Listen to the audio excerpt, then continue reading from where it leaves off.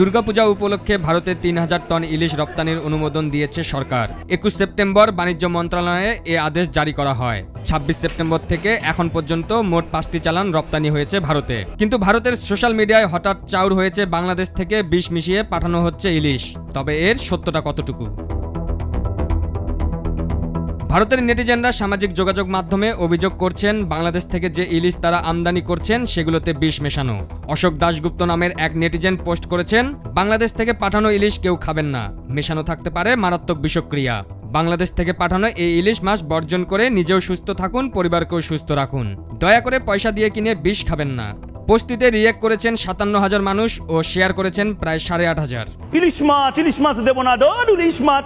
আরেক নেটিজেন অধীর বিশ্বাস লিখেছেন, আপনি বিষ খাচ্ছেন না তো? বাংলাদেশের পদ্মার ইলিশ খাবার পর দেখলেন বাড়িতে অনেকের শরীরে নানা রকম সমস্যা হচ্ছে, কেন এমন হচ্ছে? এর ব্যাখ্যা করে তিনি আরো জানান, বাংলাদেশে এখন বিদ্যুৎ সংকট চরমে, অনেক কোল্ড স্টোরেজ বন্ধ, তাই ইলিশ সংরক্ষণ করতে পারছে না, ফরমালিন দিয়ে রেখেছে। সেই ইলিশগুলোই ভারতে রপ্তানি করে দেওয়া হচ্ছে এবং নিজেদের অর্থনীতিকে চাঙ্গা করতে চাইছে।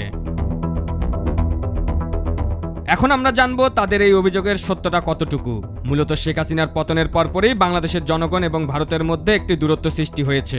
এর মধ্যে সাবেক স্বরাষ্ট্র প্রতিমন্ত্রী লুৎফুজ্জামান বাবর ইস্যুতে বাংলাদেশের সোশ্যাল মিডিয়ায় ভারতের 7 সিস্টার্স বিষয়ে অনেক গুঞ্জন উঠে।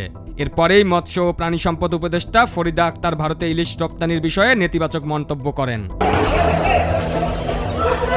এরপরই দুর্গাপূজা উপলক্ষে ভারতে ৩,০০০ টন পদ্মার ইলিশ রপ্তানির অনুমতি দেয় বাণিজ্য মন্ত্রণালয়। কিন্তু ভারতের জনগণ ভারত বিরোধী কর্মকাণ্ডের জন্য বাংলাদেশের ইলিশ নিয়ে এমন প্রোপাগান্ডা ছড়াচ্ছে সোশ্যাল মিডিয়ায়। কলকাতার নিউজ চ্যানেল রিপাবলিক বাংলার উপস্থাপক মলম বিক্রেতা খ্যাত ময়ূখ রঞ্জন ঘোষ বাংলাদেশের ইলিশ না খাওয়ার এবং বাংলাদেশ বিরোধী নিউজ প্রেজেন্ট করে ইলিশ নিয়ে ভারতের জনগণকে প্রোপাগান্ডা ছড়াতে আরো উদ্বুদ্ধ করে।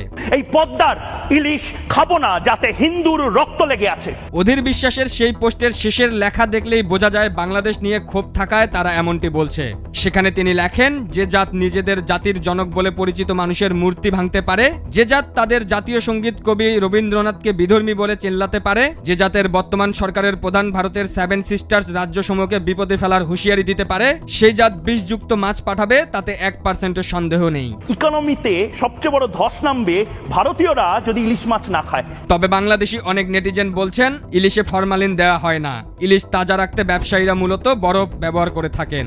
আর কারেন্ট সংকট, কোল্ড স্টোরেজ বন্ধ, এগুলো নিতান্তই মন গড়া কথা ছাড়া আর কিছুই না।